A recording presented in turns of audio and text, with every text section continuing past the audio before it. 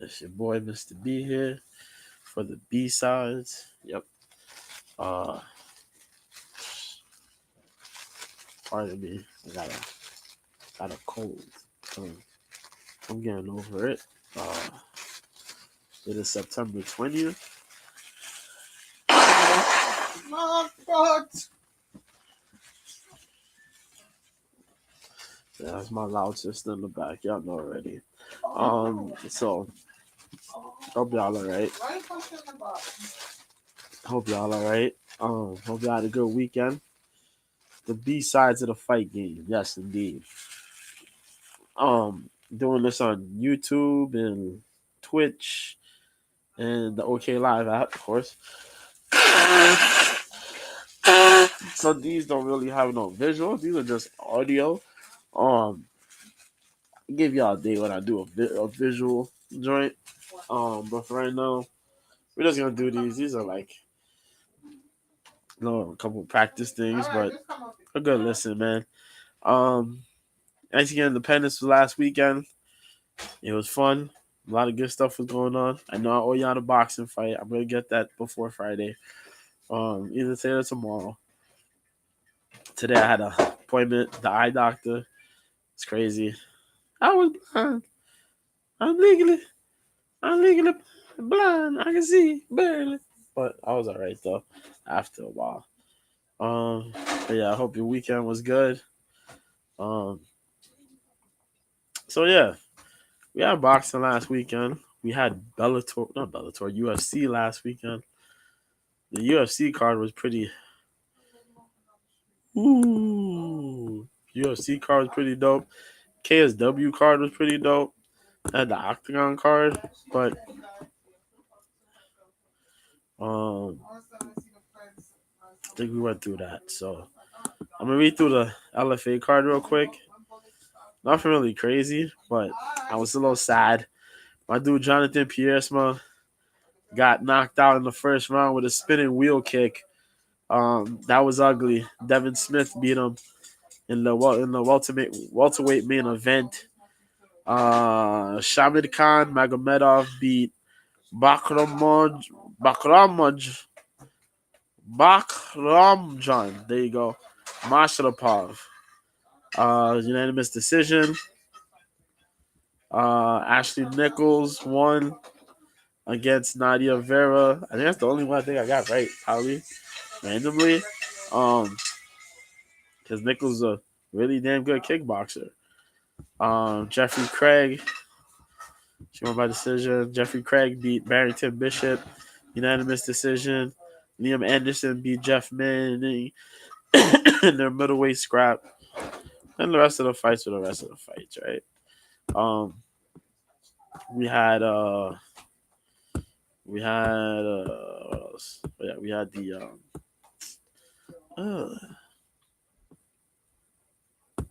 I forgot about the Kenshiro fight on Tuesday. Oh no, I was feeling horrible. I remember I was feeling horrible, so I didn't quite get up, man. I just really got sick, like really, really sick. Just bad, bad, bad, bad, bad, bad, bad, bad, bad, bad. Ted, what's happening? Yeah, now I'm congested. Other than that, I'm pretty good. I kind of had a runny nose. I had some chills going on. I was kind of bugging out, but now it's just the congestion. Um, it was cleared up when I went outside. I came inside. It was like it's all caught up. It's all I'm good though, man. I got out the eye doctor like around 1:30. Yo, it's crazy. I got seen for the dilation like around 10 or so, 10 something. I had to wait a whole 2+ hours to finally get seen. Just for that guy to take 6 minutes to look at my eyes and say, yo, you good? I'll see you in 6 months. I'm like, come on, man. yo, life is crazy. But that's what it does sometimes, man. Life will test your patience. You know what I mean? It'll test your headspace. You gotta be calm and mellow. Calm and mellow. But how you doing, Bill, bro? Um, What else we talking about? I'm talking about Octagon real quick. Octagon, yeah. Octagon was on Saturday. I did not stream that. No, I didn't. Bless you. But Katerina Delizda won the OK MMA, the Octagon strawweight title with a modified guillotine choke, man, in round 3 of 5. So do be on the lookout for this Katerina Delizda. She'll probably be swimming the dependent. This is a vacant title, so she can get a title defense, 2 title defenses. She'll probably be on the lookout for, you know what I mean? UFC probably give her a call, like come try out, you know what I mean? Let's see if we can get you a matchup. Bohan Velikovic got himself a win against David Kozma, ground and pound in the first round at 170. John Palagos got that Kimura. $5. $5. Oh nah. That one big spender, bro. They don't even look. Even if they This is Zhang word. they don't even spend the minimum. At least they say 5. Andreas Michailidis beat Louis Glisman. Eat something in the morning or something in the afternoon. 33 seconds in round 1 for Michailidis. Michailidis made the move down to 170 recently. And now look at that, man. Smoked the dude in 33 seconds. Leandro Silva got his win against Mohamed Grabinski in welterweight in round 3, late submission win. That's pretty cool, though, man. Former UFC guys getting wins out here, man. Leandro Silva, Michailidis, Bohan Velikovic gonna make the final of that tournament at Octagon. We might have to see the finals of that. I don't mind. Let's see the KSW card real quick. KSW. I know Ted gives me crap because I don't stream KSW enough. I have to. I'm gonna put some time aside. Try to do that. What? What is this? Do they have Starbucks money, bro? He be looking at me. He be like, "Yo, give me Prime." I'm like, "Bro, move from that Prime nonsense." You want Prime? Yeah. I be like, "Yo, I'm not getting you Prime. You want me to get you Prime? I'll get you Prime when I go to Dr. Zhang." Oh. I'll get you a Prime. No, but I think some people got money, like the girls on tree. Okay, Prime over here is $5. At Zhang's is $3, as it should be. Somebody said those things taste good. They actually do. They say it's low in sugar, but it's sweet as heck. The guy said the yellow one tastes good. It's good, but it's sweet as heck. For a product that says it's low in sugar, that thing, man, that thing is sweet, man. But it's good though. But it's sweet. That's why he wants it, because it's sweet. Tastes good. That's what your thing be drinking if you can't press the body. Who? We have this some other day.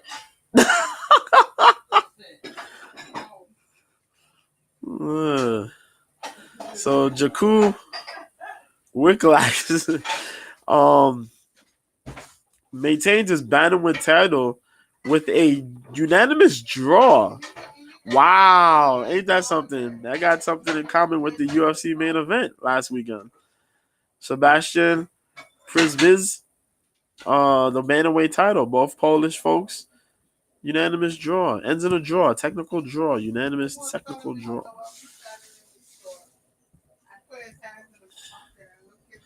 Well, we got some decisions here.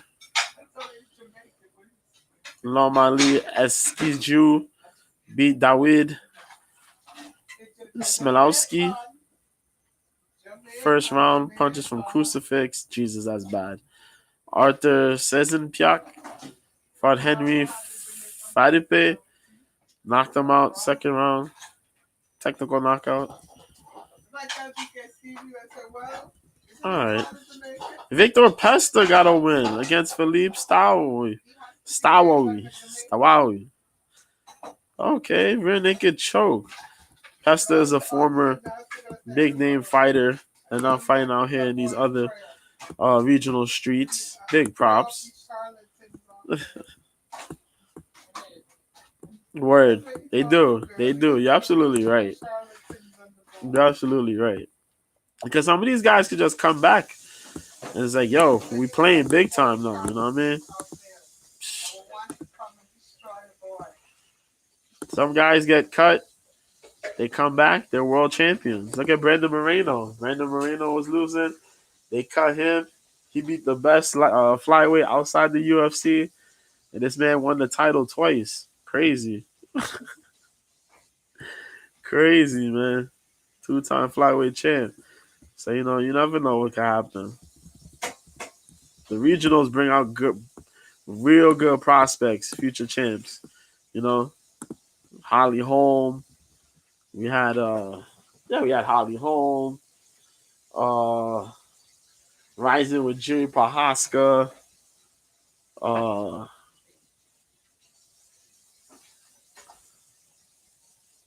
hey, Cain Velasquez came through Strikeforce. So I was like, that was damn California based.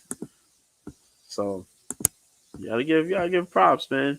My dude was fighting all through California. Got that call to Strikeforce. It was like, nah, none of these Strikeforce guys are gonna beat these UFC guys. Yeah, right. And they got dusted. They got picked up. Came on that undefeated streak. Was just bodying people. But let's go through this one though. So we had UFC Noche, man. UFC Noche had about 11 fights on the card. This was a really good card, man. There was a little craziness. There's some craziness, but I heard this card was a success. As far as business, marketing wise, it was a super success for the UFC.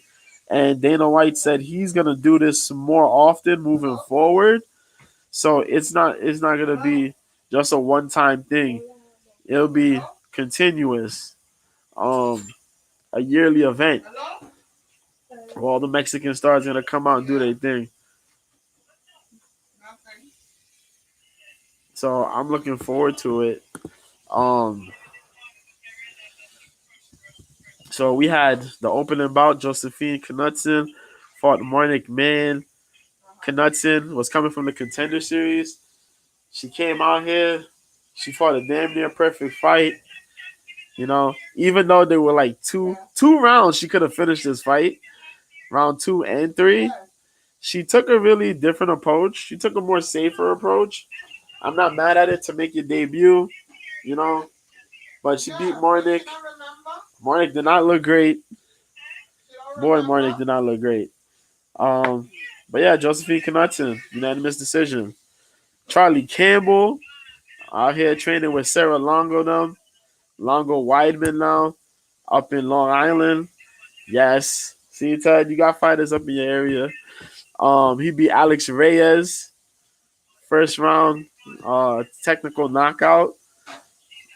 That boy caught him with the left hook. Campbell was on fire, but not to say Alex Reyes was just a scrub.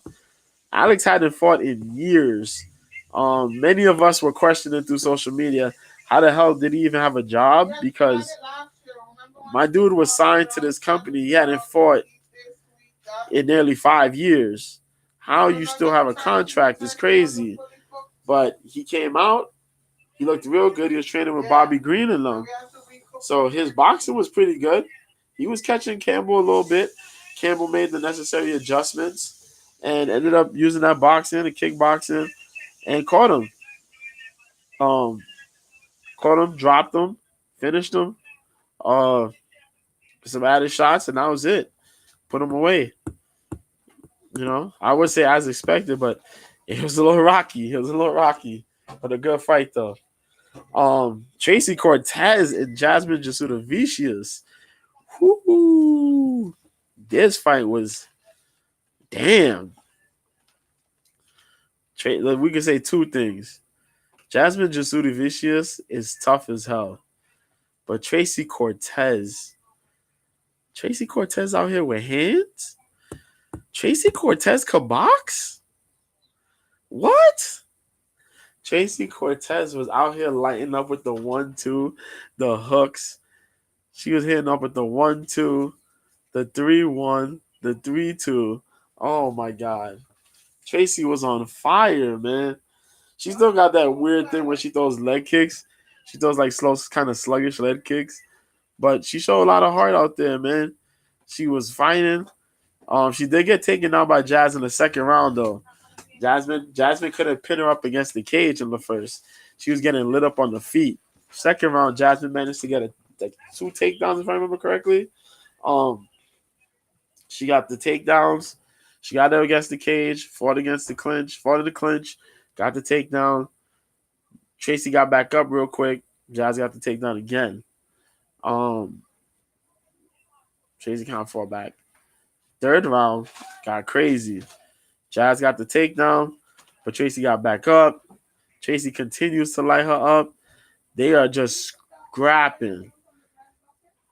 And then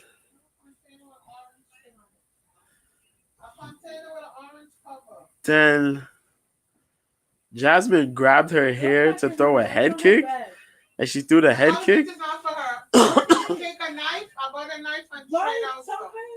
Give her it. Yeah, you right there on your phone.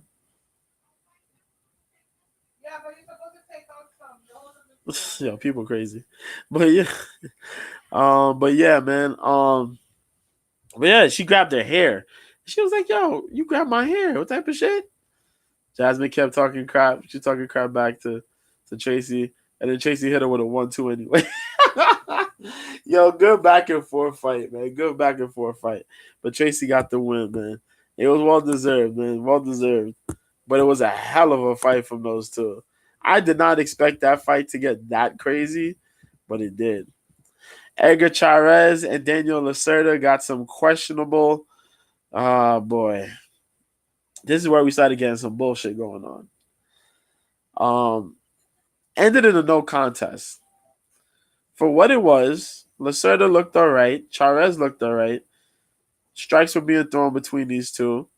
For what it was, some good strikes. Lacerda was then throwing some good strikes. Chairez was showing his chin and throwing some good strikes. Lacerda was trying to get, he was getting busy with his striking because he's that 1-round guy. So he was throwing. He got some good action going there. Chairez was showing the chin though, as I mentioned. They got caught up in a little clinch. I think Lacerda was trying to take him down, and Chairez caught him in a darce. It looked like it was a darce. And Chris Toglioni, who was the ref, goes to him, looks, doesn't really test the hand to see if the hand is limp or whatever, and calls it that Lacerda was out. As soon as Chairez was about to let go, Lacerda was like, what the hell you do? Lacerda was like, I didn't tap. I was fine. What the hell's going on? And Chairez thought he won the fight. They ended up calling it a no contest because, they got the corner. They got a whole bunch of other judges, a bunch of other refs. And big props to Chris Toglioni, though. He fucked up, but he was respectful enough to say, like, he owned up to it. Like, I fucked up. We fuck up sometimes. He said it. Yeah, I fucked up. So he owned up to it. And, hey, he owned up to it, and that was it. So I heard they're supposed to rebook the fight. It'll be coming on before the year end, but it'll be cool. What we got? Roman Hopilov beat Josh Fremd. I'm good. Fremd, I keep saying this, man. Fremd is a good talent, but I don't know what's happening with Fremd, man. Either Fremd's fight IQ is a little iffy, or it's just Fremd's a little iffy, but he's fighting guys and beating some of these guys that are at his level. Some of these guys that are above his level, he's getting crushed by. He got crushed by Gregory Rodriguez before coming to the UFC. He did beat Cedric Dumas, but then he lost to He got choked up by Trayshawn Gore. And what was it? He beat who was he at beat? Oh yeah, he beat Jamie Pickett. But Jamie Pickett's kind of booty, you know what I mean? Jamie Pickett's booty. So he beat Pickett. But Pickett's another dude that's like kind of lost. And he fighting Happy Love here. And I've been mentioning it. Roman Happy Love. I'm talking about the UFC. The fight last weekend. The event last weekend. So yeah, Roman Hopilov came in and did what he does. He boxed. He threw good kicks. A lot of kicks to the legs, kicks to the body, the occasional head kick or two. Good boxing. Good range. Put that jab out there. He beat Frem to the jab. He was ruling Frem. Frem really couldn't do anything to really adjust. And then he started landing some really good shots. Eventually, he looked at Frem, said, "Buddy, I'm hurting your body." He kicked him to the body a couple times, then said, "All right, I got you." Boom! I think it was a clean right hand to the liver. Folded Frem. Frem goes away. That's it. Second round KO, man. Roman Hopilov. The guy's good, man. I always hated him because he always he boxes and he kicks, but he never gelled it together. And now he's gelling it together. So good showing. Lupita Godinez fought Elise Reed in this strawweight bout here. I was after that. And Godinez, this was a one-side whooping. Lupi came in. Lupi threw big shots. Lupi dropped Elise Reed with a left hand.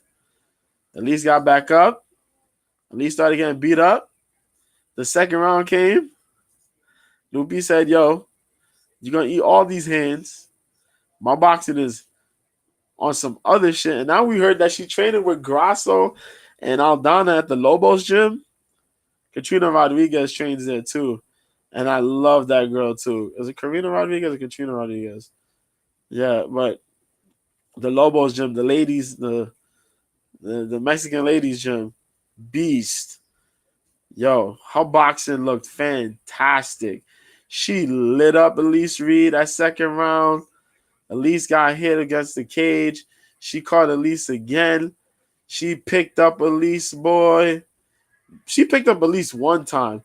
But the second time, straight up body slam. Oh, boom, Hulk smash. Got on her, ground and pound, rear naked choke. Elise Reed was washed, man. Kyle Nelson fought Fernando Padilla. Good job by Lupita. Kyle Nelson fought Fernando Padilla. So at this point, though, as far as my picks go, I had Josephine, I had Charlie, I had Tracy. It went to a no contest with Chavez and Lacerda. I had Lacerda. Had the submission went through, I would have taken an L right there. But damn, I had Roman Hopilov. I had Lupita Godinez. Here's where I took my first official L on the card. Kyle Nelson fought Fernando Padilla in the featherweight matchup. Padilla was striking good, but for some odd reason, it was like Padilla could never quite get the rhythm. Kyle Nelson was, and they made a good note of it. Kyle Nelson fights in a way that you're forced to fight his pace. You know, if you get tricked by it, you're gonna end up fighting his pace, and that's what happened. He fought a slow, methodical pace. He hit one of like 2-3 punch combinations, an occasional leg kick. He did some clinching. That's what he did. Kyle Nelson did enough to win. Padilla never was able to step on the gas, really. And that was it. Kyle Nelson took the win. It was just one of those weird fights, but weird because Padilla could move quick, but he never really did. He just got worked. It was like You got worked into a slow moving fight. But nah, big ups to Colin Austin. It was a needed win there. Daniel Zellhuber for Christos Giagos. I had Zellhuber here. Um, I kind of started with my picks. I had to limit my favoritism on picks and just be like real with the picks. Not just because I have like a fan affinity for a fighter. You gotta just be real with it. So I had Zellhuber here against over Giagos. Giagos did look good in his last fight. But here, man, Zellhuber was on fire. Giagos tried to get in, use his boxing. Zellhuber used distance. But Giagos did get in the range. He got it mid-range, landed those hooks, got real good with his striking. He's improved a lot since moving with I think it's Henry Hoofdenum. He's done good. But he got in that second round. He was doing good. Ill-advised, though. He got clipped by Zellhuber. Zellhuber was pumping out jabs and like front kick, trying to do some flashy stuff. Giagos ill-advised. Zellhuber was ready and got the anaconda choke. Locked that sucker in, and that was it. If Giagos would have lasted through the round, he would have been 2 rounds up, actually. But Zellhuber got the submission win. Going up now, Raul Rosas for Terrence Mitchell. This fight ended in 54 seconds, y'all. This fight was just these two dudes walked in. Both of them are good wrestlers, but they were like, F it. We're going to stand and bang. They stood and banged. And I don't know who told Terrence Mitchell to go straight, try to throw shots. This man was looking so awkward trying to throw punches. He gets clipped. He clipped Rosas a couple times. But Rosas hit this motherfucker with some shit, man. Oh, my God. He hit him with some shit. This dude ended up on his tippy toes, leaned over on some Michael Jackson Smooth Criminal, drops, wakes back up. Rosas follows him. Rosas puts more. Oh, my goodness. It's crazy. It's so crazy. But Rosas wins. Then we had the co-main event. Jack Della Maddalena versus Kevin Holland. This was a good fight for what it was. We got to see the overall striking game of Jack Della. The striking against the striking game of Kevin Holland.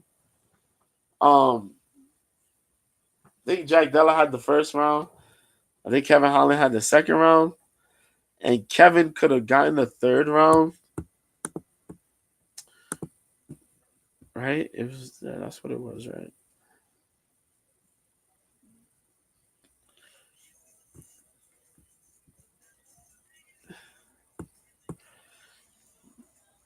Yeah, they called it.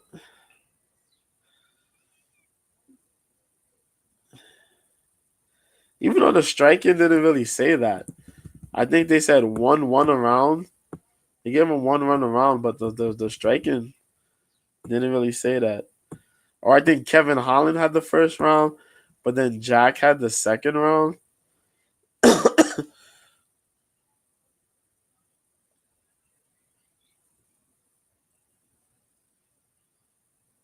Yeah. But however you want to look at it, it was good striking between the two. Yeah, I think they gave Della the first round. They gave Kevin Holland the second round. And Kevin could have done better in the third, but then Kevin was doing some weird shit. Like he really let the fight slide out of his hands in the third round. Third round, he could have struck more, but he wanted to play all this fancy bullshit and use his hands, reach with his hands out, and let Jack hit him. And some folks out here like, yo, you question, what's Kevin Holland's reason for fighting?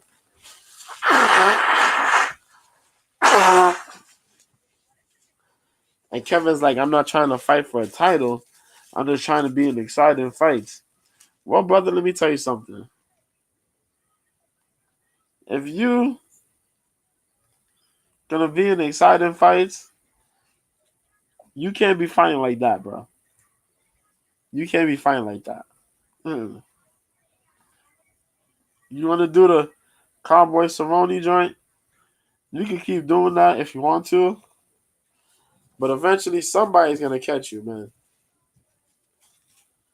Somebody gonna catch you because the guy's good. Holland is good, man. Holland like 30 years old. What the hell you doing? You got a run in you, bro.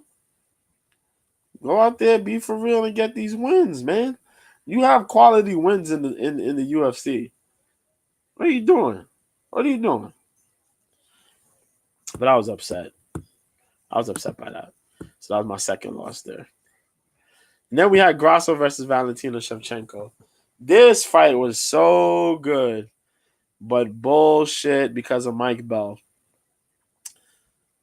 First round, Valentina Shevchenko comes in. Val keeps it really solid, really simple. She keeps a lot of things straightforward, good level of pressure. Keeps it mainly with the hands, simple kicks, none of the spinning stupid stuff. You know, I mentioned it last time. None of the spinning bullshit, spinning back fist, spinning elbows, spinning wheel kick, none of that nonsense. Spinning back kicks, none of that. It was straightforward. I'm here. I'm gonna throw jabs. I got the check hook. We're gonna work. She got that first round. Second round comes. She gets a little crazy. She's good. She's solid. All of a sudden, boom. Or Grasso hit her with like a right hand. Boom. Val flies. Grasso turns into tumbleweed. She rolling. She rolling. Oh, shoot. She rolling. She get back up. She getting lit up now. She getting lit up with a whole bunch of shots. Valentina manages to survive. Grasso was pouring it on. Good knees and some good punches in the mix. Val looked real hurt. Third round came. But we got to remember, Val mixed up wrestling in the fight. So Val did get a takedown early. She got a takedown again in round 3. Not a lot of striking really happened. There was a lot of grappling fighting. So it was a really low count. Fourth round kind of came. And that was the rockiest one. But where some people think a Grexa one. But there wasn't really that many. There were strikes thrown. But like the heavier strikes slightly kind of goes to Val. I forget which round it was where Grasso went crazy with the knees. There was some joint she had Val's head, and Val had like 1 point on the ground, but it wasn't completely flat to the ground, so she was getting kneed like crazy in the head. And it was legal. It was legal, but Val kind of etched it a little bit by landing slightly more heavier shots. Fifth round came, and Val controlled it for the majority of the fifth round. Val controlled a lot of the fight. She got the takedown. She had the control. She had the strikes. She was still going out there, landing the good strikes, sticking to what she needed to stick to. None of the stupid spinning stuff. Fought a more serious fight. Then Alexa Grasso comes out of nowhere, gets her back, and we're all over here again. Damn near about to get submitted again. Nightmare fuel. The last 2 minutes of the fight we were about to see the crazy comeback again. But Val fights it off. Fight's over. 48-47 Grasso. 48-47 Shevchenko. And 47-47 a draw. Man, as much as I want to see Grasso to win, you can't screw Valentina Shevchenko like that, man. So messed up, bro. So messed up. But it is what happened, man. It's what happened. I don't know what to say. So I know they're actually doing a seminar. I think it's today. I think it's today or tomorrow.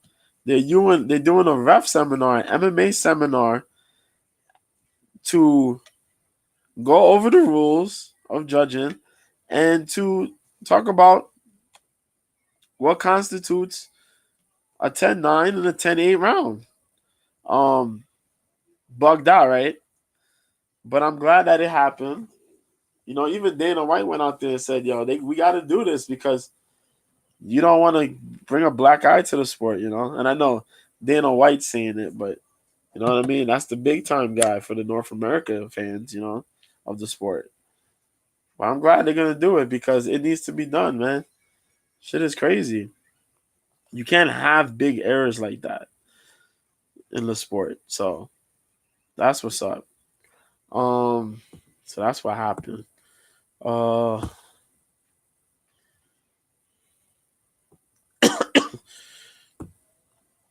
no, we had some. We had boxing. But unfortunately, I didn't really get to watch the boxing fights like that. Um, but actually, I could bring it up. Actually, no, I did. I seen the Sedanos fight, which I was kind of shocked.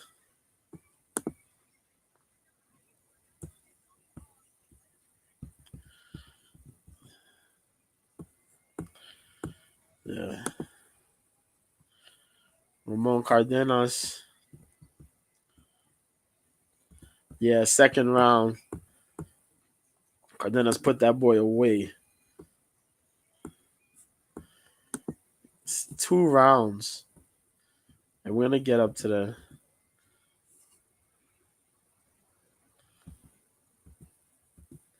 And yeah, and Williams Zepeda beat Masito Gesta, but the punch stats, the punching stats, man.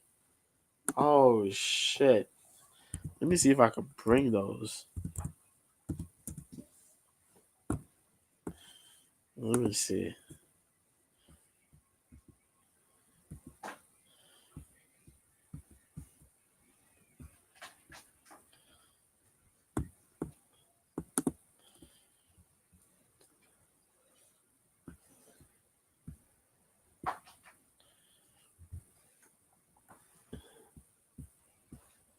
Oh shit!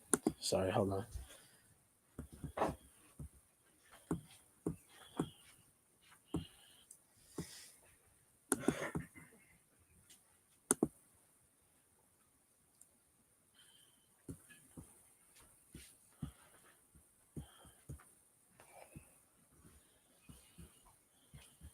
$50.45.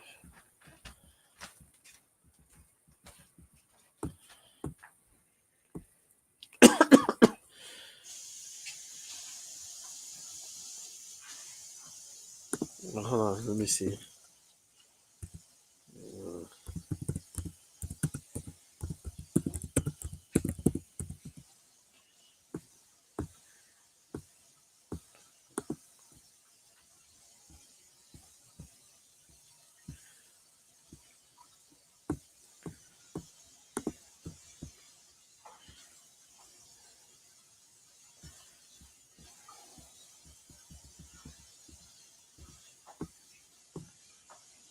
I'm gonna have to look that up another day. But I heard the punching stats was insane. But so what's going on this week? So yesterday I watched week 7 of the Contender Series. It was pretty good. I did fall asleep during the end. As I mentioned, I had a cold. I was really jacked up, but feeling a little better compared to yesterday. Feel a lot better today. That congestion, man. But so real quick,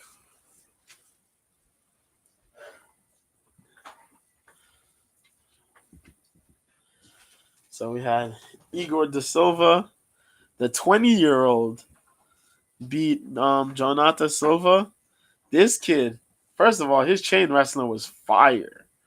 He's out of Brazil. The kid's chain wrestling and scrambling ability was nuts. But the second round, he came out there guns blazing. He said, "Yo, screw this grappling. I'm coming to knock you out." He dropped this dude twice, put on a ground and pound clinic on this guy. Eventually, when he knocked him down again, he followed him, then caught him with this left hook was money. His left hook was money all night, and especially that second round, and puts the ground and pound, finishes him, gets a contract. Kenan Krzyzewski out of Brazil beat Dylan Mantello, and I wanted Dylan to win here because he's a Serra Longo guy too. But my dude got choked unconscious in the first round.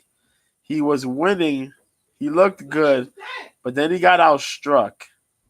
Then he was getting caught real bad. Then he got his back taken. Then the rear naked came in. Choked with his eyes open. Unconscious. Krzyzewski gets a contract. Talita Allen Carr fought Stephanie Luciano. This ended in a draw. But Dana White gave Luciano a contract. Daniel James Allen fought Jacoby Jones. It went to a decision. Dana didn't give none of these guys a contract. It was a good fight. I think James should have got the finish. James was trying to show his hands, but I think he should have wrestled some more. Show your overall skills, man. You find Dana White, bro. Well, we probably wouldn't be saying that if you would have knocked him out, but that's the whole thing. If you're striking and you don't knock the guy out, mix it up. You know what I mean? You're a wrestler. You're coming from American Kickboxing Academy. We know who trains in American Kickboxing Academy. You got nothing but all-stars. You got to bring your mixed-up game, man. Even if we got to see a boring wrestling match, put some ground and pound on the opponent. Hit him with some submission attempts, you know? Mix it up. No mix-up. That's what you're going to get. And then the main event was I'm really crazy. The first fight was a flyweight fight. The second fight was a lightweight fight. The third fight was a strawweight fight, women's strawweight. Fourth fight was the lightweight fight. And the main event was a heavyweight fight. Shamil Gaziev fought Greg Velasco. And Gaziev got a first round rear naked choke. Finished this dude. Got a contract. 11-0. Boy, we got problems. The heavyweight division's building up on the Contender Series, man. And I'm not mad at that. My dude's out of Dagestan, but he fights out of Bahrain. No losses. Yeah, we want to see this guy.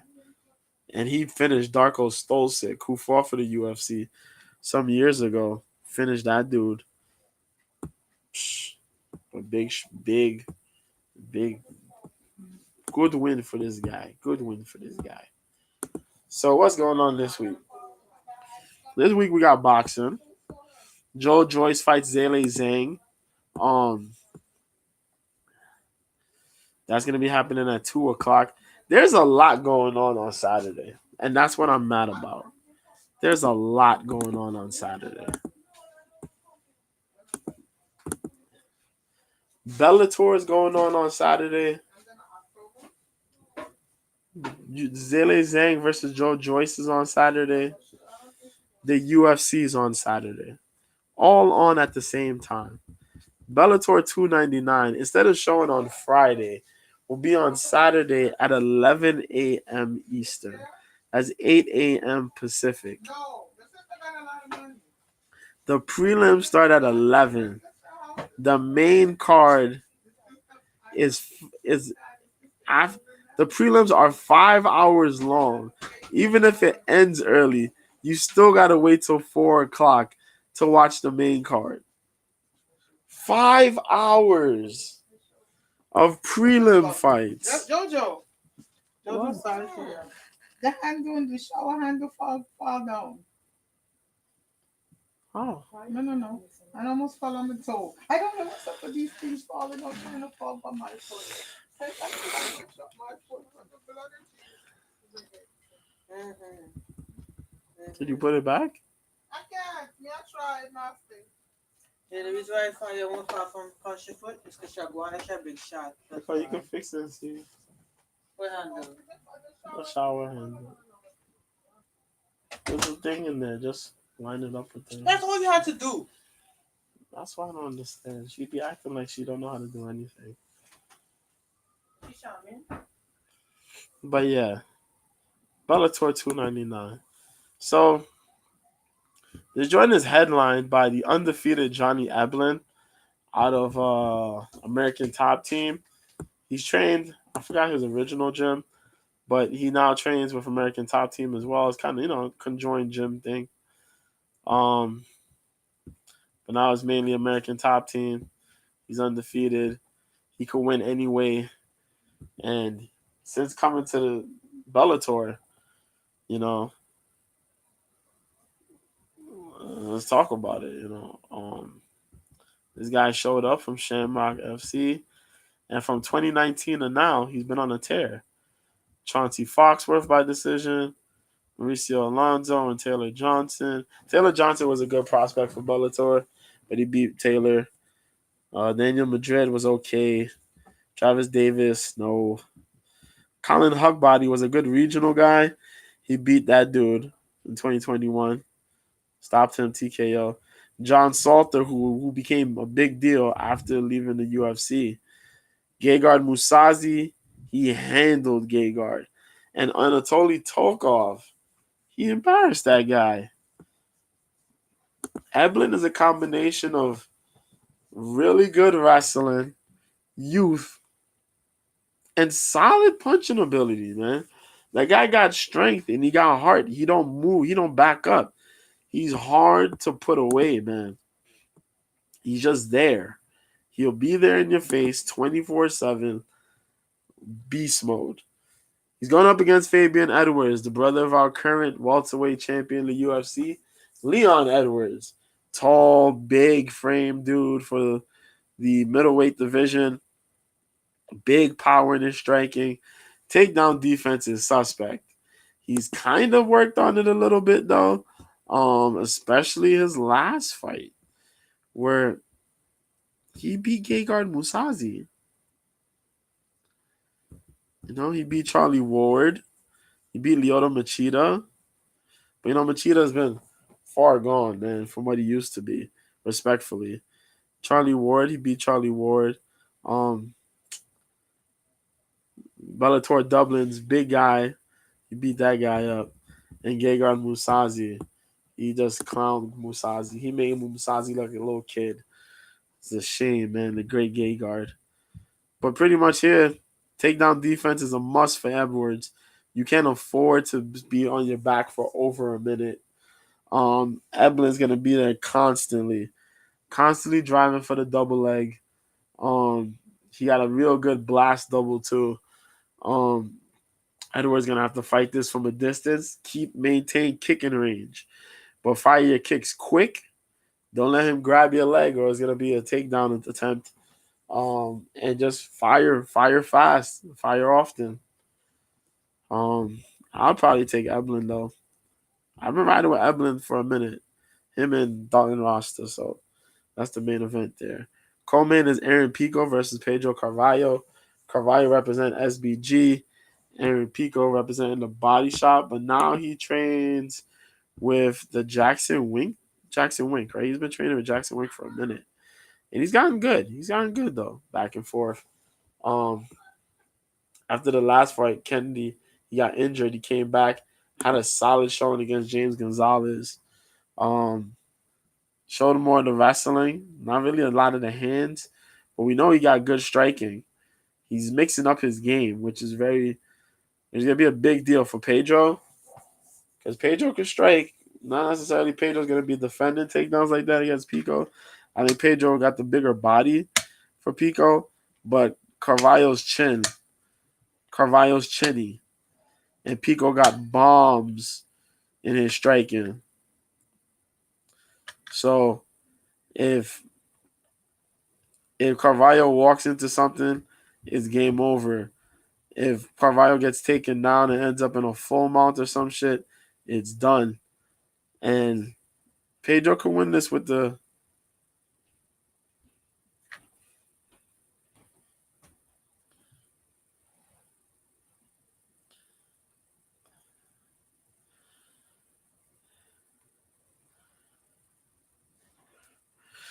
So that's what happened. You know what I mean? Sinead Kavanaugh versus Sarah Collins. Collins is 4-0.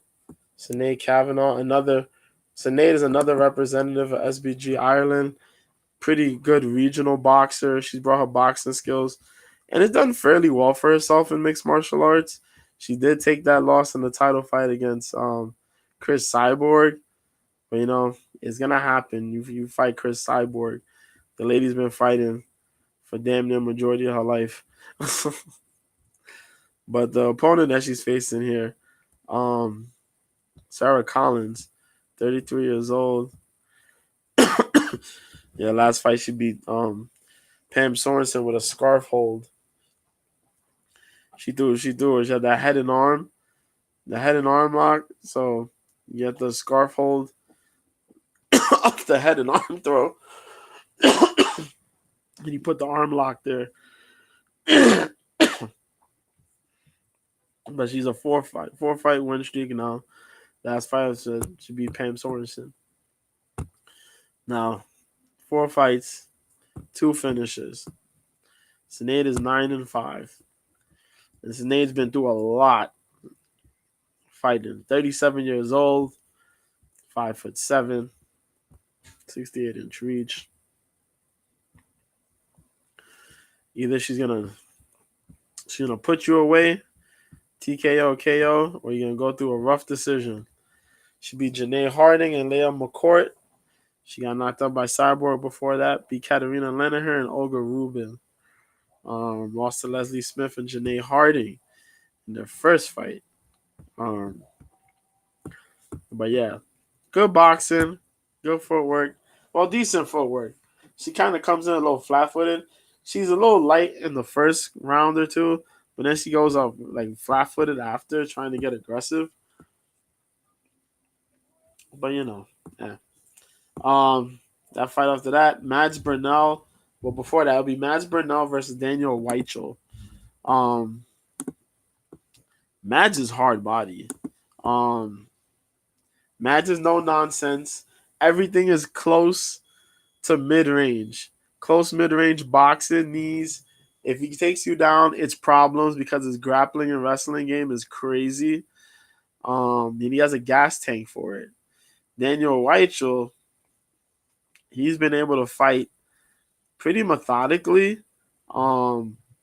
He's one of the more experienced guys here in Bellator. He's fought a list of who's who. To think about the longevity he's had in Bellator is crazy. He can finish you. He can carry a fight to a decision. He's tough, durable son of a bitch. You don't know how he's gonna finish you, but he can make come from behind victories. Be very wary. He may start slow first, but he will pick up.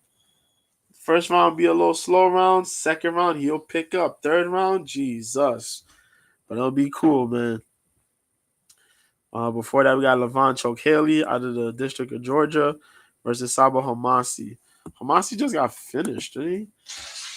I think Hamasi beat somebody, but he Brennan Ward knocked him out, but I think he beat somebody. No, it was Brennan. Yeah, he beat Brennan. Well, Brennan beat him, but he beat Maycon Mondoka and Jaleel Willis. He lost to Korshkov, lost to Daly, but beat Bobby Volka and Curtis Millender. The man can play. He's an experienced guy, long time American top team fighter, catching his stride. Um, good striking, good power. Can get sloppy at times. His gas tank though is a little suspect. Um, he is breakable. That's the one thing. He's breakable. So like if you put in the pressure on him, he will fold. Um, Chokeli fights in a really good, solid way.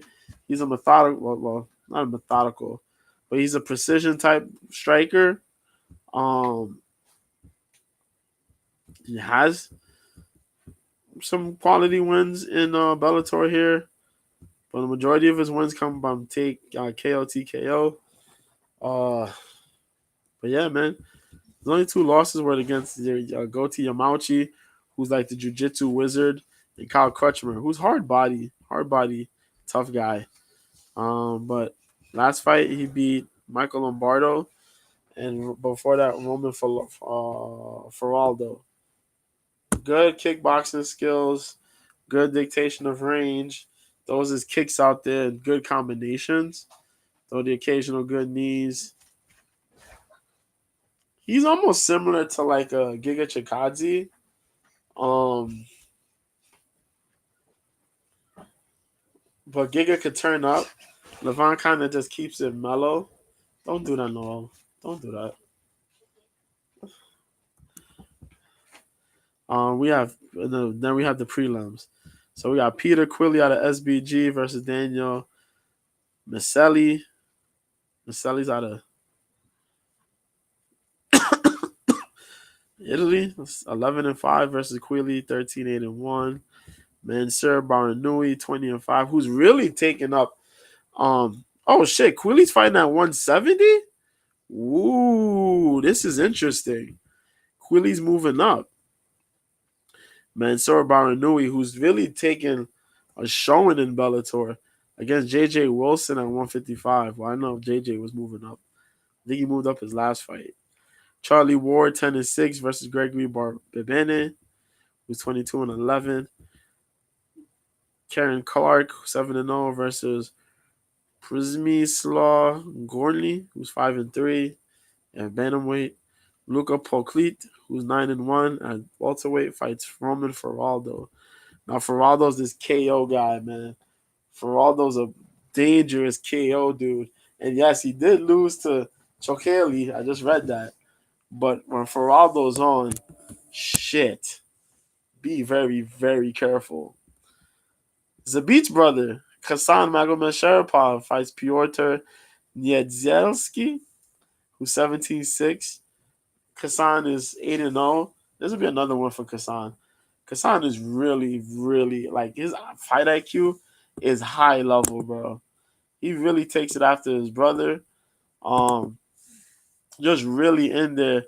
Reads moves, sets up things nice, puts things on top of one another, flows with it. Awesome stuff. Derard Kelly, who's 4-0, fights Jelly Zegers, who's 2-2. Okay, that's a featherweight fight.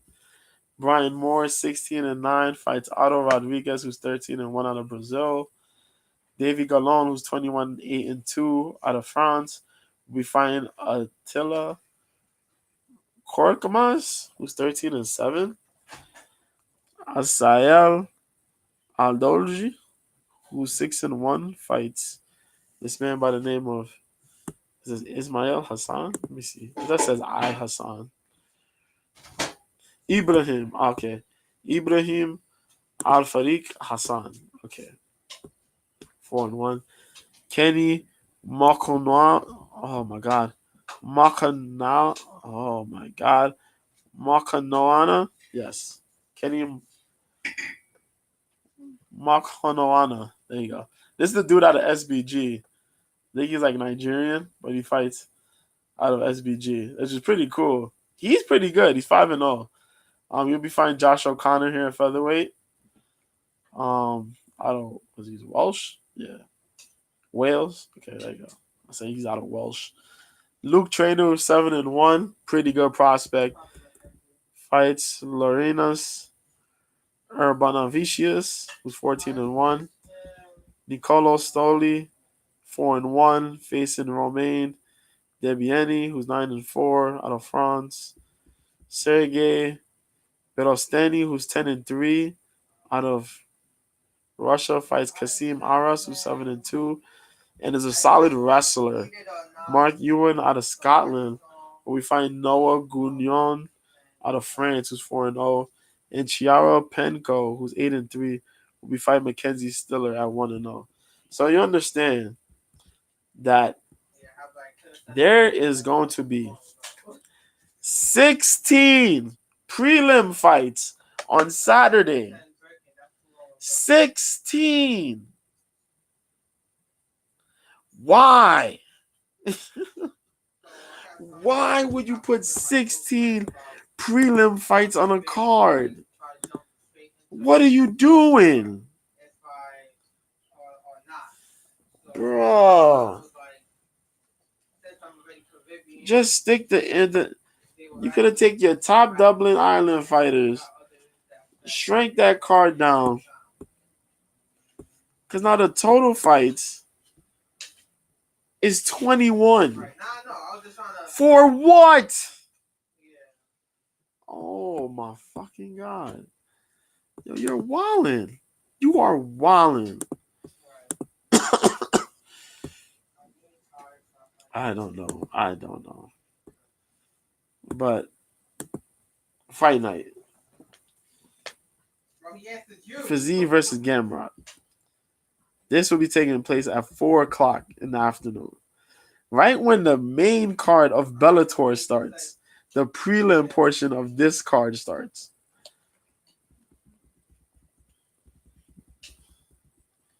So if this card finishes early, I'll stream the Bellator card right after. I'm not gonna skip the prelims of this card because Bellator wants to do some bullshit. No. But we're gonna watch this. 11 fights make up this card. So this will about be 4 o'clock. Since it's 11 fights, was it 4:30? Main card starts. Then 7. No. 11 fight, yeah. 4 to 7, and then the rest of the time, yeah. So we'll have enough time to go back and we could watch that joint. We could watch the Bellator main card. Because y'all, they fucking wildin'. So, we got some debuts. Tamires Vidal, she's not new. She's been here for quite a bit. Tamires Vidal, opening up. Oh, yeah. Let's talk about it before we even open. Yeah. UFC Fight Night, Fiziev versus Gamrot. Live in Nevada. 11 bout card. Yes, indeed. Listen, your deodorant. Yeah, I don't want to see none of that bullshit ad stuff. Hold on. Just want to make sure I clear this stuff up properly. There you go. Number 6 versus number 7. Rafael Fiziev versus Matthias Gamrot. I just want to make sure I get things right. Headlined by these two guys. Fiziev 12-2 versus Matthias Gamrot, who's 22-2. But yeah, let's go down and then we'll work our way up. So, as I mentioned, we open the card up. Some prelims. Women's bantamweight. Which women's bantamweight is so fucking confusing right now. There's not an official fight for the women's title yet. For the women's bantamweight title yet. They're trying to figure it out. I don't think Dana wants to give it to Juliana Pena. I think he's going to look to probably match up Raquel Pennington. But either you're going to match up Myra Bueno Silva Raquel with Juliana Pena, hook up Pena against Pennington, or is Pennington gonna fight Myra Bueno Silva? Oh yeah, you can't even pipe. You can't even put Silva. Silva suspended. She popped for PEDs, so we won't see her for probably about a year. We won't see her till next year, or so early mid next year, which is crazy. She popped for PED use. Yeah, after a win like that against Holly Holm, come on, man. But yeah, Tamiris Vidal, 25 years old, 5'6". She got one DQ win, 3 decisions, 2 submissions, one thing by strikes. She came in here. She beat Ramona Pasquale. She beat Ramona first round flying knee, which really shows how sad it was that Ramona Pasquale came into the UFC. Jesus Christ. Other than that, she beat Kiela Braga. Perez landed a legal knee, so she got a win there. She beat Martina Jindrova. Jindrova is actually a quality name outside of the UFC. Yeah, that's it. And Anna Perez, she got signed by the UFC recently, so she's fighting Maserati Rendon, who's 5-0,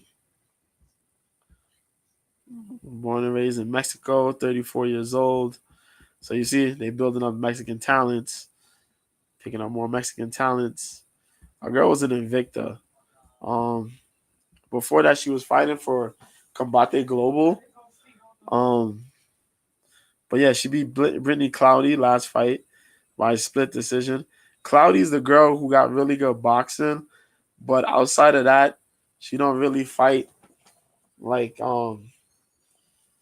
she don't really do nothing really spectacular. No takedowns really, no takedown defense really. She beat Claudia Zamora. She beat Christina Pettigrew. Um, she beat Juliana Miller in a grappling bout, which shows you that she does have jiu-jitsu, and she does have jiu-jitsu. It's pretty good jiu-jitsu. Um, this should be good. I think Rendon should get the win. Rendon should stick to the jiu-jitsu aspects. That's pretty good. Hannah Goldie's fighting Mizuki Inoue. Inoue, we haven't seen Inoue fight in some time. I'm surprised they still have Inoue on the roster. But yeah, former Invicta champion. Girl was on fire. Her last fight, she lost to Lemos, but she had beat Yunnan Wu and Viviane Pereira. Um, you know, yeah, she only had 2 fights. God damn, not fighting much, but jiu-jitsu skills, man. Her striking is kind of okay, not crazy, not world renowned, but her jiu-jitsu, oh, that shit is for real. Really good jiu-jitsu skills. Against Hannah Goldie. Hannah Goldie's a kickboxer. She is Tisha Torres minus the speed. Minus the speed and the flowing technique. But she's solid as hell. That girl is buff. I know some people look and say, yo, you sure she don't take PEDs?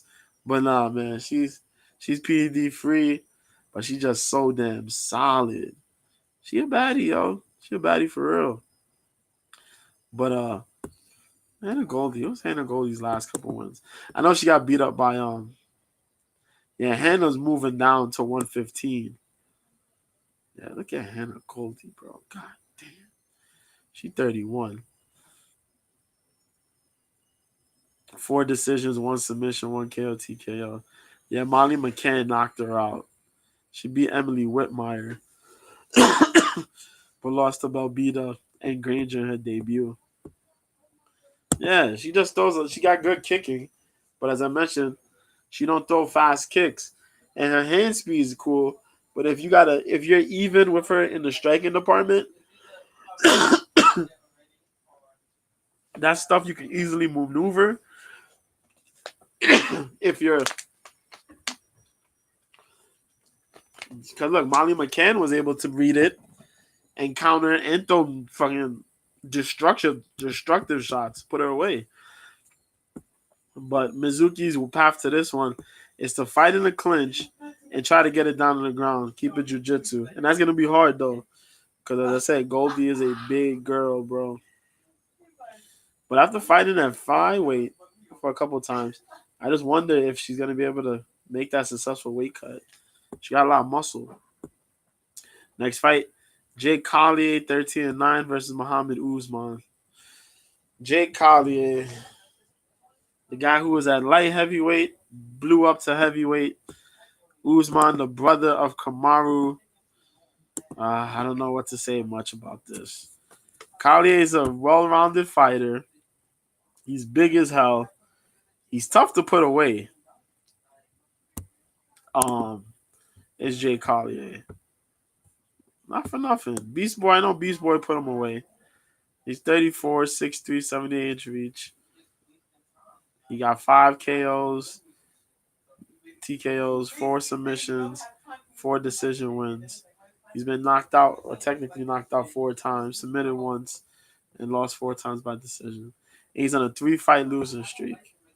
Lost to Boudet by unanimous decision. Chris Barnett knocked him, technically knocked him out, and Arlovsky beat him by a split decision.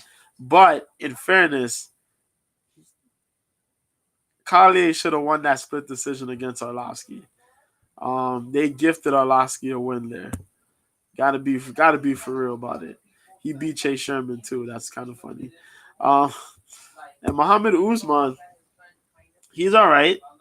His cardio is still suspect as hell, but he has a powerful first round. But 4 wins by KO TKO, 2 by submission, 3 by decision. He got submitted once, lost the decision 1 time. He beat Junior Tafa unanimous decision, but he looked horrible in that fight. First round was good. Second round was like, oh my God. And the third round was like, yo, get the fuck out of here, man. My man's cardio was horrible. Big body. If he could just work his cardio a lot better, and implement his wrestling better, he could get guys out of there, man. But it's a work in progress. He's in a good gym. It's a work in progress. But this fight here, you got to be very careful. Collier has a jiu-jitsu game. Collier is a big dude who could take punishment. Ooh, he knows that if he just got to let Usman hit him, beat up on him a little bit, make Usman waste his energy, and then go for the kill on him. This is a fight where I might take Jake Collier. Jake Collier is in a must-win position, and Usman is good, but I think Collier could get the win out here. So I'll take Collier. Jacob Malkoun fights Cody Brundage in his middleweight bout. Malkoun 7-2. Cody Brundage is 8-5. I don't know, man. Cody Brundage is getting beat up mentally. It's not even physically, it's mentally, man. And I hate seeing that with fighters. When fighters be losing, they wonder, like, yo, what the hell am I doing here? He's 29 years old, 6 foot tall with the 72-inch reach, representing Factory X, Mark Montoya. You got Anthony Smith and a lot of good fighters out there. 4 wins by KO TKO, 3 by submission, 1 win by decision. He's been knocked out or technically knocked out twice, 1 loss by submission, 2 by decision. On a 3-fight losing streak, where he got annihilated by Mikhail Odunjujic. Rodolfo Vieira submitted him, and Cedric Dumas out-grappled him. Cedric Dumas, who lost to Josh Fremd, went out there and out-grappled the wrestler. That's crazy, bro. And he got quality wins. Cody got some quality wins, man, but it's like, fuck, man. He has the wrestling, but against a guy like Jacob Malkoun, Mamba, he trains with Robert Whitaker. He's actually Robert Whitaker's jiu-jitsu coach. 28 years old, 5'9" with the 73-inch reach. He got 2 wins by KO TKO and 5 by decision. He's been knocked out once by Phil Hawes. And he lost one decision against Brendan Allen, which was a grappler's delight. If you ever seen that fight, grappler's delight. But yo, he out grappled Nick Maximoff. AJ Dobson, he gave AJ Dobson the business. Abdul Razak Al Hassan, he didn't know what hit him, but it was awesome. The guy has a decent chin. Against Phil Hawes caught him clean, so you can't even argue about that. But when he's strong and steady, yo, his chin holds up. His wrestling, jiu-jitsu, that holds up nasty. That man will sap your strength. By the end of the second round, you're like, yo, what the fuck? And that's what's going to come down. Cody Brundage has to implement a little bit of his wrestling, and he's going to have to put those strikes out there. Malkoun knows how to use his jab to get inside and shoot the double leg or shoot a heavy single to get the takedown. Brundage is good with the double leg. He can use a single. He also has a good, decent, he has a good waist lock. But Malkoun has that too. He has a little bit of jiu-jitsu, a little bit of wrestling, a little snap of judo in his skill set. And he has not just the regular takedowns, but as I mentioned, the judo throws. He has some sweeps and trips as well. So he has a varied takedown attack, and you got to be careful with it. I'm going to take Malkoun on this one. But yeah. Next fight, at 170, Tim Means, 32-15-1, the Dirty Bird. He's going to be fighting Andre Fiallo, 16-7. Andre Fiallo. Jesus Christ. Andre Fiallo has 13 wins by knockout or technical knockout. 1 win by submission. 2 wins by decision. He's been knocked out or technically knocked out 5 times. I want you to understand this.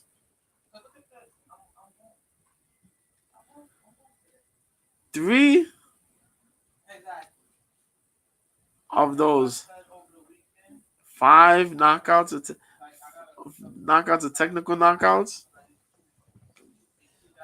have been in his last 3 fights. Jakeem Buckley head kicked him, knocked him out. Muslim Salikov, spinning back kick, followed him up with the TKO. Jake Matthews put that boy to rest. He knocked out Cameron Van Camp, but who cares about Cameron Van Camp? And Miguel Baeza, he did good against Miguel. I will give him credit on that one. But come on, man. And Pahea beat him by decision. My dude could strike. Big power, respectfully. Lack of head movement. Flat-footed at times. Throws simple combinations to get countered. It happens a lot. He does that a lot.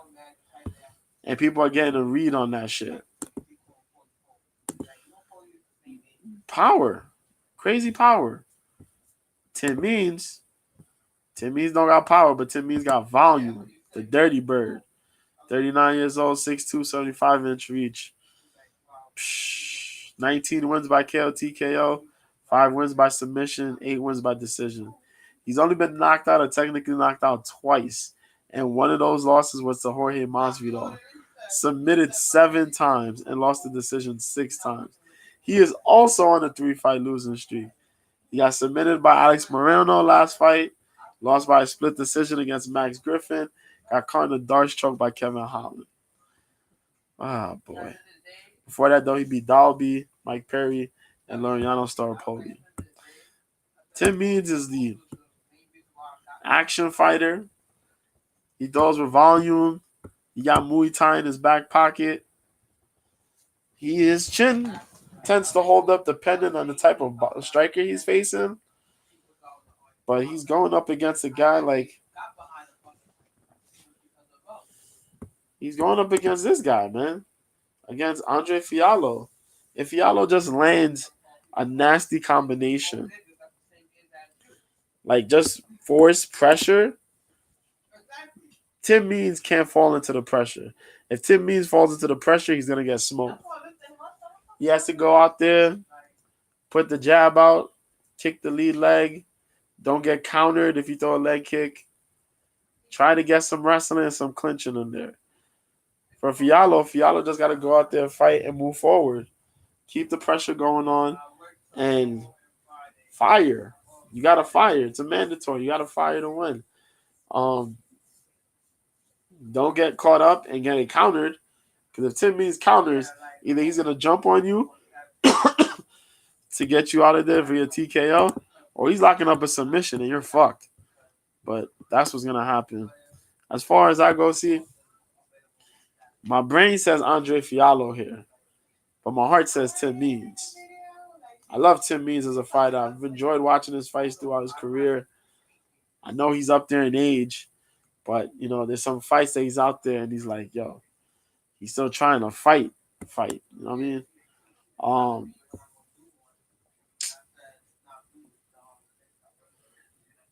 I'll probably take Fiallo. I'll probably take Means. I don't know. I'm going to say Means for now, but we'll probably switch up. I'll say Means. Miles Johns faced Dan Argueta at the 135.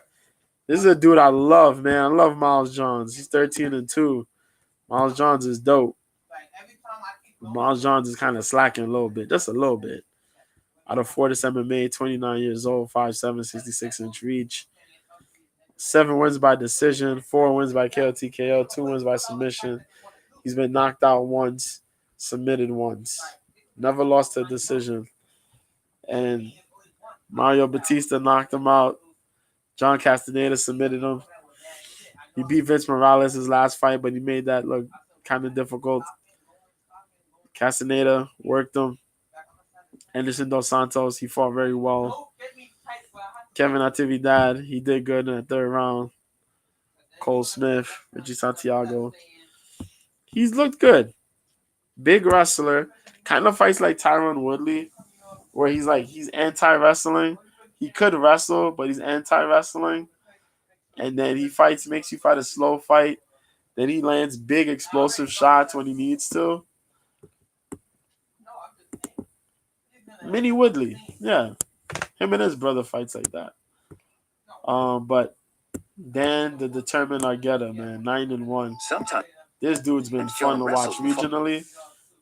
Represent Jackson Wick MMA, 30 years old. 5'7" with the 68 reach, representing Chicago. Oh, man.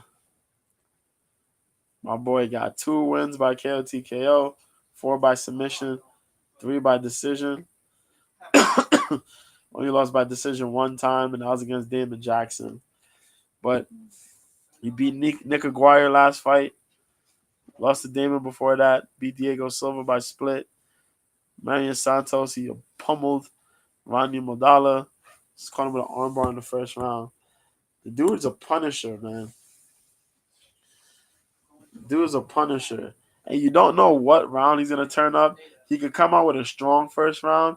He could figure out the first round and then come in strong for the second and third. But best believe when that wave comes, it's like, shit, man. What am I going to do, bro? What am I going to do? Because he comes out here, man, puts the wrestling, puts the jiu-jitsu on, and it's like, fuck. And Argueta got a gas tank to deal with a guy like Miles Johns. That's the craziest shit. So it's going to be a matter of wills. Shit.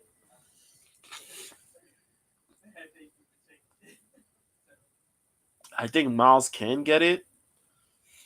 But Dan is tricky, man. Dan is tricky. This is going to be a rough fight. That's all I'm going to say on that. We got Charles Air Jourdain. This is opening the main card. Charles Jourdain, 14-6-1 versus Ricardo Ramos. Now, Charles Jourdain's been all right for the featherweight division. He's been picking up some good wins, good quality wins. He renewed his contract a little while back. 8 wins by KO/TKO, 4 wins by submission, 2 wins by decision. He's lost once by submission. That was against Julian Erosa, and the 5 losses by decision. He beat Kron Gracie last fight out. Boring fight. Nathaniel Wood, he got pieced up. Shane Burgos, Lando Venata, he submitted Lando. Andre Ewell, that was the fight that got him his brand new contract, actually. That is crazy. Yeah, and then he had lost by Julian Rosa. The kid could kickbox. Good footwork, good in and out movement, good combinations, good head movement. Sometimes he can be hard headed and he wants to throw punch for punch, kick for kick, and he ends up having to pay for that. His takedown defense is a little 50-50. But his striking and his power is pretty damn solid. And he's pretty good size for a 145. Carcachina. Ricardo Hamos, 16-4. 28 years old, 5'9", 72-inch reach. Representing team Alpha Male and China team. But 4 wins by KO TKO, 7 by submission, 5 by decision. He's been knocked out or technically knocked out twice. 1 loss by submission, 1 loss by decision. Currently riding a 2-fight win streak. He beat Danny Chavez with a spinning back elbow and punches. No, it is just okay. It's just a 1 win streak. Okay. He lost to Zubara Turkagov by unanimous decision. He beat Bill Algeo. Yeah. Okay. So Ramos has been kind of like he's almost like mini. What do we call him? Mini Oliveira. He looked like a mini Oliveira, but things just kind of clicking. He gets a little sloppy with his striking, but when he's on fire with his striking, that little stupid spinning back elbow actually works. Explosive with his knees, the elbows. His submission skills are pretty good. He's an exciting kid to watch. But you gotta work that cardio. And I think against a guy like Jordan, you gotta be very patient. That's the sucky part. Because Jordan could counter. Jordan understands countering and combinations.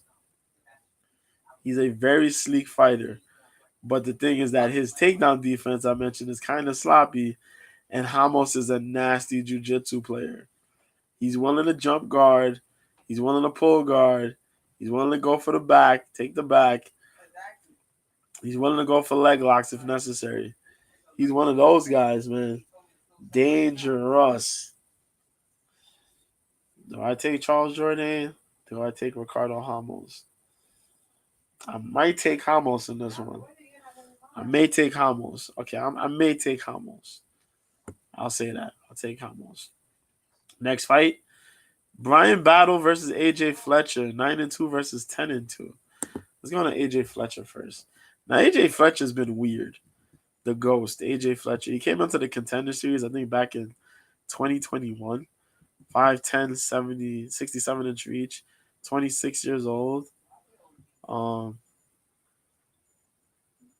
Yeah, 2021. See, I was right. He got the flying knee KO against Leonardo Damiani. But then after that, he lost to Matthew Semmelsberger, where he got out-wrestled and outsized. And Anglusa did the same thing. Themba Gorimbo, he submitted Themba. But Themba didn't really have, the submission takedown. He didn't have the takedowns necessary to deal with it. To deal with a guy like Fletcher. But Fletcher's compact. I keep saying AJ Fletcher got to move to 155. Because he's 5'10", 67-inch reach. Fighting at 170. Move down to 155. You're a big-bodied boy. Fight at 155. Try to get that good nutritionist, and you'll get the best out of it if you can. If your body won't allow you to do it, then you got to stay at 170. But get a nutritionist and lock up 155. Because you're a small guy. Compared to a lot of your opponents, you kind of look small, man. You look compact. But he carries big punching power. super explosive. But then a lot of that explosiveness kind of disappears after like the first round or two. That shit disappears. So it's one of those like let him do what he does, and then I'll freaking beat up on him after. He's going up against Pooh Bear, Brian Battle, the winner of what's that season of Tough?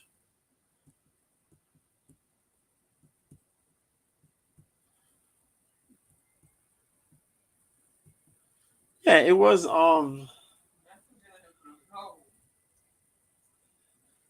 was it Volkanovski versus Ortega? I think it was Volkanovski versus Ortega. yeah. Yeah, it was. Um but yeah, he won it. Beat Petrosky. Beat Urbina. Beat Trayshawn Gore. Beat Takashi Sato. Lost to Farhat Fakhretdinov. But beat Gabe Green. Stopped Gabe Green. Actually knocked out Gabe Green in the first round. 14 seconds in. Boy, Gabe Green charged him, hit him. He said, "All right, cool." Gabe threw some crazy right. I think he threw a right hand, and then dude said, "All right, cool." Landed a counter right hand and just knocked Gabe Green out. But he didn't miss weight for that. He put that boy away. That was funny as hell. But he did get a fight. I think he got a bonus for that. But Brian Battle's good, man. What we learned is that we're learning Brian Battle can actually have power. He has ability. He has striking ability. I know his wrestling and his jiu-jitsu combination is pretty solid. But he's really improving his striking, man. Against a guy like Fletcher, let's see the scrambling. I want to see the scrambling between these two wrestling-wise. Let's see if Brian Battle could put his jiu-jitsu up against AJ Fletcher's wrestling. They could both wrestle, but Brian Battle has more jiu-jitsu than Fletcher does. We'll see if Fletcher's power becomes a factor in this one. I'll take Brian Battle. I'll take Brian. We got Marina Rodriguez versus Michelle Waterson Gomez. Number 8 versus number 12. Ah, boy. I don't even know why we keep doing this. Why do we keep doing this with Michelle Waterson? I'm going to be honest. Marina Rodriguez is 16-3-2. Michelle Waterson is 18-11. Michelle Waterson is number 12. Why do we keep doing this with Michelle? I know Michelle enjoys the game. She likes to fight. 3 wins by KO TKO, 9 by submission, 6 by decision. She got 6 losses by decision, 4 losses by submission, and 1 due to KO TKO. She's on a 3-fight losing streak. And she lost to Luana Pinheiro, split decision, Amanda Lemos, guillotine choke, Marina Rodriguez, unanimous decision.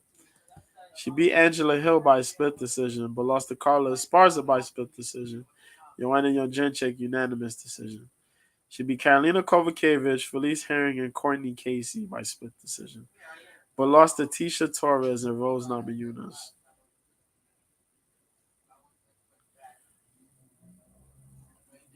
She beat Paige Van Zandt before that and Angela Magana.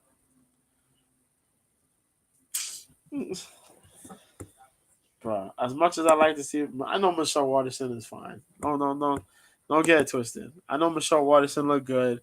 She fine. She hot. She a mom too. That's awesome. All that.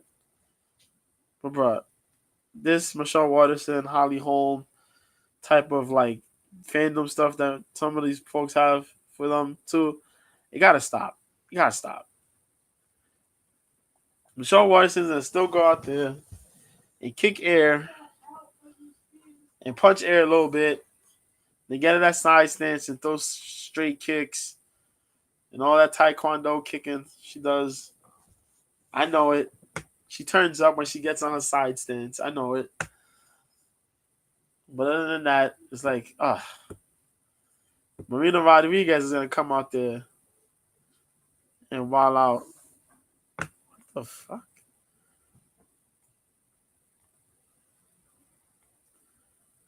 Yo, sus. Sus. Type of nonsense? That's sus. You come out here talking about show peen. What's wrong with you? What the fuck I look like? Show boobs. No? Get the fuck out of here.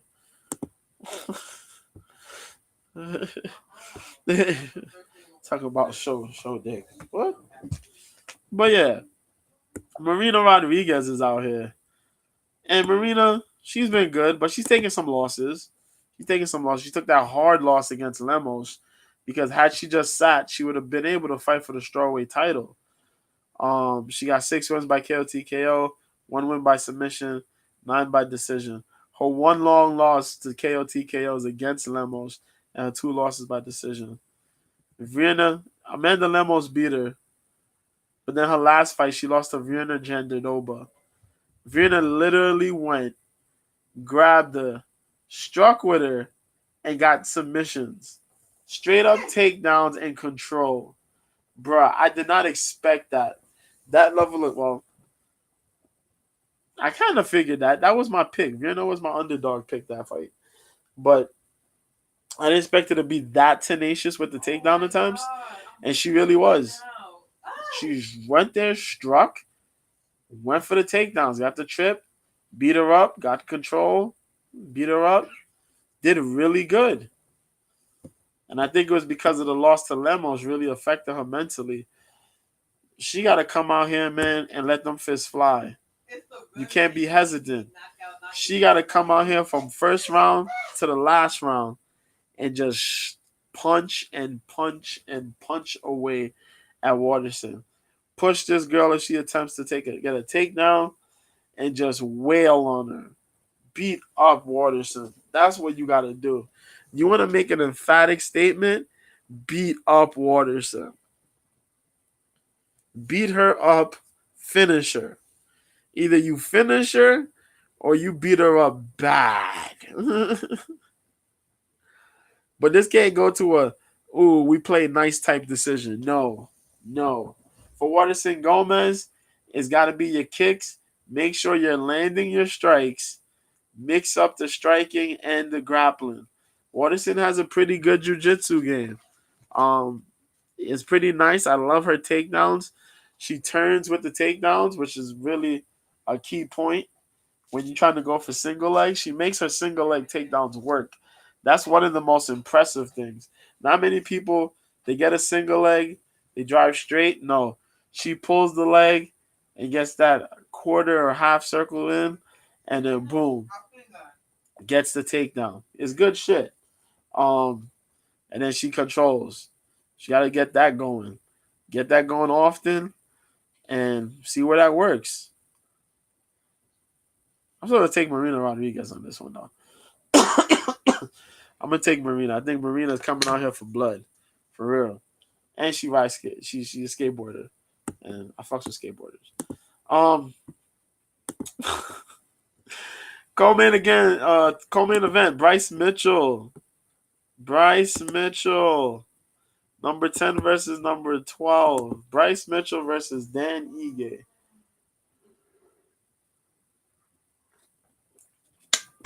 They don't make hardcore fights like this anymore.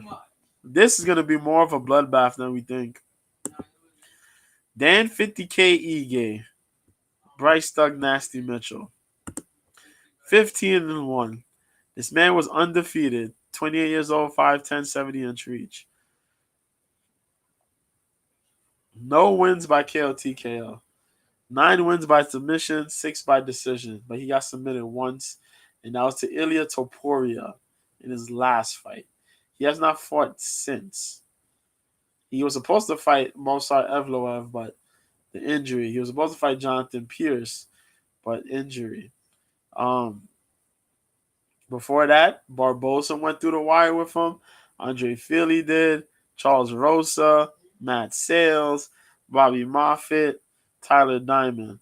All these motherfuckers got worked by the nonstop wrestling jiu-jitsu game, one-track mind style of Bryce Mitchell. Bryce is a damn terrorist. It is constant forward pressure against the cage, on the ground, whatever. He was not able to get that against Topuria because Topuria had firepower. Not only that, Topuria has a really serious jiu-jitsu game. So whatever takedowns Bryce was trying to get was not working. If Bryce tried to strike, that was not working because Topuria's striking was on a different level. And he was landing nasty. In this fight, you don't really have that type of scare, but Dan Ige's improving his striking. And he's showing he got some KO ability. He could drop mofos. Dan Ige, 50K Ige, man. 17-6. Still trying to climb for a title shot, man. This is my dude out of Extreme Couture. 32 years old, 5'7", 71-inch reach. And clap it up for the run that Extreme Couture is going on. Jesus. You know, Manel Kopp got a good win. Sean Strickland's your middleweight champ. Ngannou's fighting Tyson Fury next month. Yo, that shit is crazy. And you got a couple good other guys that are winning out here, too. But yeah, man. 5 wins by KO, 5 wins by submission, 7 wins by decision. My dude has never been knocked out or submitted, but he's lost 6 by decision. He's beat Nate Landwehr by decision, and he knocked out Damon Jackson with a left hook in the second round. He took the 3-loss win streak, the 3-fight losing streak to Evloev, Emmett, and Chancellor Zhang. Can't get mad at those 3. Those 3 are savages. He fought Calvin Kattar too. It took a loss, but savages. The N50K Ige has fought straight up savages. But the man got good jiu-jitsu. He got a really good wrestling game. His striking is improved. I like his footwork. I like his footwork more than I like Bryce Mitchell's footwork as far as the striking goes. It comes down to how that takedown game goes. Bryce got a way of picking up speed, going slow and getting real quick with the takedown game. Getting people to fall into his game. But because Dan Ige is not just a wrestler guy no more, he can actually mix it up with his hands, be very cautionary of what that brings. I don't have a pick yet, but that fight is going to be a lot more violent than what it seems to be. I will tell you that. And our main event, number 6 versus number 7, Rafael Fiziev versus Mateusz Gamrot. I don't understand. I watched an MMA on Point video. For y'all that don't know, MMA on Point is on YouTube. It's a YouTube channel. They talk everything MMA. Very informative. There was a video they put out today talking about what we do about the lightweight division. And they talked about how everybody's fought everybody in the lightweight division. That's not quite true. Hear me out. And I'm going to put a prime example with these 2 guys. Rafael Fiziev and Mateusz Gamrot. Rafael Fiziev is 12-2. In Rafael Fiziev's tear,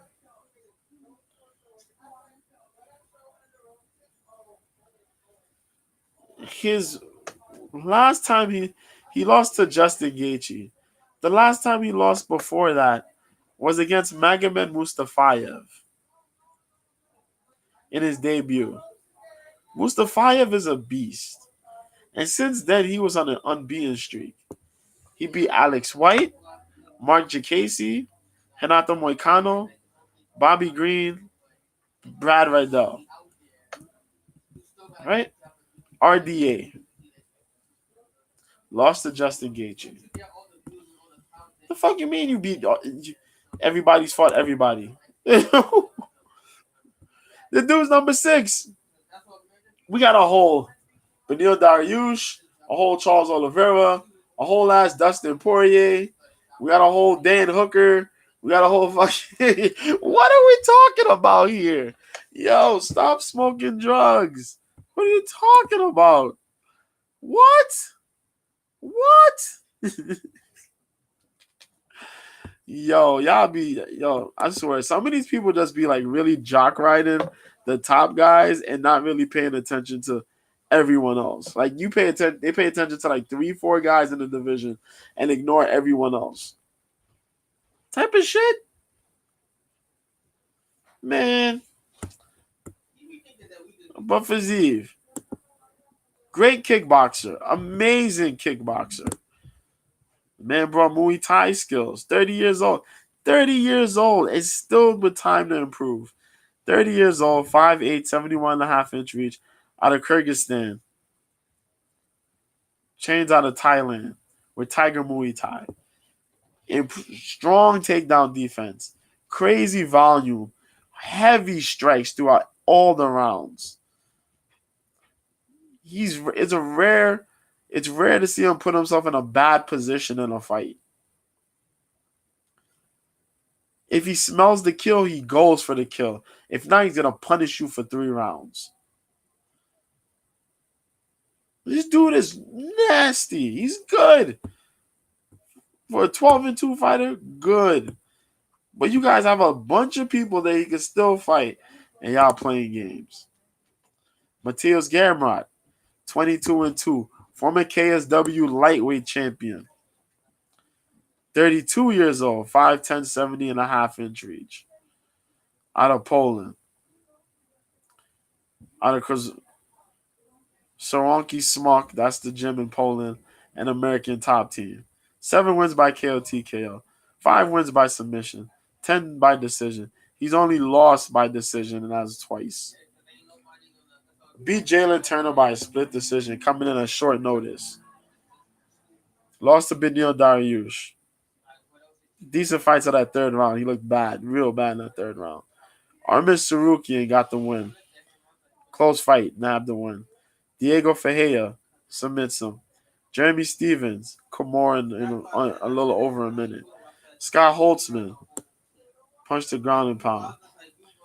He lost to Garam Kutateladze in his debut. Come on. 1, 2, 3. 7 fights. 7 fights. And the only ranked guys you fought was Dariush. At the time, I think Diego and Armin. The fuck? And you still have time to fight all these other guys. You got a whole bunch of other guys to fight. Bruh, this shit. Sometimes you can't listen to the narratives of these fucking weirdos. I swear to God, sometimes. This is why I do this streaming shit for real. Because shit is annoying. Look, Charles Oliveira is going to fight Islam Makhachev, right? Real soon. Next month, I think, right? Justin Gaethje's number 2. Dustin Poirier's number 3. Beneil Dariush is number 4. Michael Chandler's number 5. And we still don't know if him and Conor McGregor are going to fight. Rafael Fiziev, 6. Gamrot, 7. Armin Sarukian could fight Rafael Fiziev. Dan Hooker's 9. Grant Dawson's 10. He's going to fight Bobby Green. You got RDA at 11. Jalen Turner at 12. Renato Moicano at 13. Matt Favola at 14. And Diego Ferreira at 15. There are guys to fight. Don't let these stupid people throw narratives that, there's nobody there for people to fight. It's bullshit. It's total bullshit. That's all I'm saying. But Gamrot got big wrestling ability. Gamrot got big KO power. He has KO power. That man, when he slings and he can connect, it's nasty. But he gets sloppy with throwing strikes at times. He would throw the big windmill hooks. He'll throw a big overhand or big windmill hook to try to put somebody away. But when he puts the pressure to throw a volley of punches, or he just implements it to get the submissions, very calculated with his submission game. He goes in there, finds the position, and then gets the submission. Keeps it straightforward. No wasted time, no real wasted movement. He's good. He's good. I'm gonna take Fiziev there though.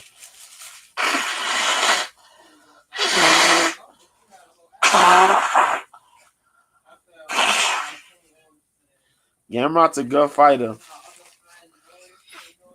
But I think in these last couple of fights, I think Fiziev has taken a lot of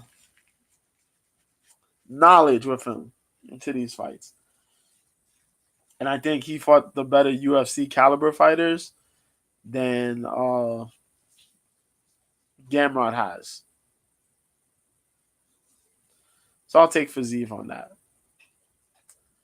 But that's it, man. Oh, yeah. And I mentioned Joe Joyce is fighting Zhang on Saturday at 2 o'clock. It's a rematch, man. Zhang managed to beat this man, bust him up. This will be on ESPN Plus. UFC will be on ESPN Plus. Bellator will be on Showtime, per usual. The prelims will be on YouTube, so catch the prelims on YouTube. But we got Zhang versus Joe Joyce for the interim WBO World Heavyweight title in the rematch. Anthony Yard will be fighting Ricky Summers, 23-3 versus 19-3-1. It's a light heavyweight bout. Ezra Taylor fighting Joe McIntyre. Taylor's 6-0. McIntyre's 20-7. Both from England in a light heavyweight bout. Pierce O'Leary, who's 12-0, will be fighting Kane Gardner in the for the WBC International Super Lightweight title. That's pretty dope. That's a 10-round fight. Moses Itama, who's 4-0, will be fighting Amini Bouchetta, who's 7-8. Alois Jr., who's 4-1, will be fighting Eric Nazarian at 200. 28-33 for Eric. God damn. Royston Barney Smith, who's 6-0. I like that kid. I've seen like 2 fights from him. Ruslan Burchuk. I actually watched him fight. 14-9, but tough. He is tough. Sam Noakes, who's 11-0. We find Carlos Perez, 19-7-2, for the WBC International Silver Lightweight title.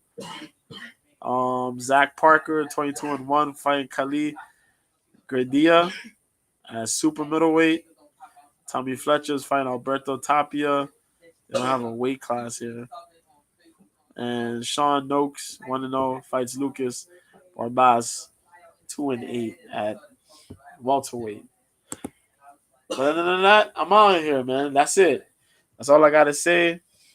Jason, as I mentioned, you got to wait till Saturday night probably for us to watch Bellator, because I'll be damned. Bellator 299. Not going to be fucking with my emotions this weekend. Hell no. We'll watch it after the UFC. Hopefully the UFC ends. We can catch it, definitely. But that said, I'm your boy, Mr. B. I'm out of here. Catch me on Twitter. New Year, same B, at Mr. B 1986. I'm on OK Live, Mr. B. I got a picture of Laura Sanko on my profile. OK Live is the app. Download it. Check me out there. And yeah, man, I'll be on that Late Night Parents with Ted Hicks, Tony D, and that boy Brian TX Cattle Skull. I show up somewhere. Oh yeah, we shout out to the Bell Kings. We still playing that. I'm 1-1 right now. We're gonna try to keep doing what we're doing. Thoughts and prayers with Nick Chubb. Chubb got injured during the week. Monday, got a nasty knee injury. He'll be out for the season. Saquon Barkley got a bad injury too. It seems he'll be out for the season as well, and it sucks because he got a franchise tag this year and he's injured. So you're gonna give motherfuckers the reason to say, yo, he's injured. We're not picking him up next season. And motherfucker just wanted to play so he could just, play and look good. Because if you're gonna get traded, at least, you gotta get some quality. But motherfucker's injured, man. It sucks. That's sports, man. No mercy, for real. Bye, y'all. I'm out. Enjoy the rest of your day. either tomorrow. Yeah, tomorrow I said I'll get the Zepeda fight. We'll watch Zepeda the boxing fights, and as soon as I come home, we'll watch the boxing fights, and yeah, um, that's it. Next week we won't have no MMA. We'll be talking boxing next week. I can actually talk about some MMA news next week, but it'll be mainly boxing because there'll be no UFC. It'll be Canelo Alvarez versus Jermell Charlo. Um, Canelo will be defending his titles against the super. Is it the super welterweight champion? Yeah.